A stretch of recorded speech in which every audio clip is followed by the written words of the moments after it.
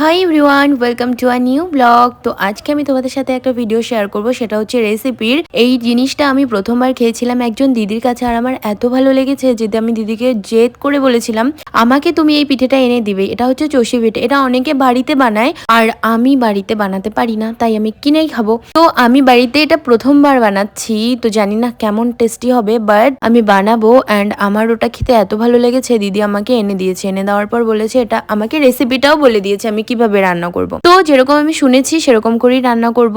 তো প্রথমেই দুধটাকে আমি জাল করে নিয়েছি। জাল করে নেওয়ার পর সেখানে কিন্তু আমি তেজপাতা আর এলাচটাও দিয়ে দিলাম থেতো করে। তেজপাতা অলরেডি দেওয়া ছিল, পরে এলাচটা দিলাম। আর এইখানে চষি পিঠেগুলো আমি একটু ভেজে নেব, মানে ঘি দিয়ে একটু ভাজতে হবে। আর মিক্সিং জারে আমি যেটা পেস্ট করেছি সেটা হচ্ছে কাজু আর আমন্ড, সেটা পেস্ট করে আমি দিয়ে দিয়েছি। এবার পুরো ব্যাপারটা জাল হচ্ছে, আমি এইদিকে গুড় মানে খেজুরের গুড়টাকে পিলার দিয়ে মানে ভালো করে ছোট ছোট করে কেটে নিচ্ছি। কেটে নেওয়ার পর সেটা আমাকে মিক্স করতে হবে, কিন্তু একটু পর। আগে চষি পিঠেটা দেবো, তারপর এই পিঠেগুলো না একটু ফুলে উঠবে, দেন আমি সেগুলো গুড় বা চিনি এগুলো অ্যাড করব। আর আগে আমি অ্যাড করব পাউডার দুধ। পাউডার দুধটা যদি তুমি কোনো দুধের পিঠে বা সেমাই বা পায়েস বানাচ্ছ সেখানে দিলে কি হয়, ফ্লেভারটা দারুণ আসে আর একটু টেস্টও এনহ্যান্স হয়। তো আমি সেটাই করব। এটা আমি ভালো করে জলের মধ্যে গুলে নিব পাউডার দুধটাকে, দেন আমি ওখানে দিয়ে দেবো।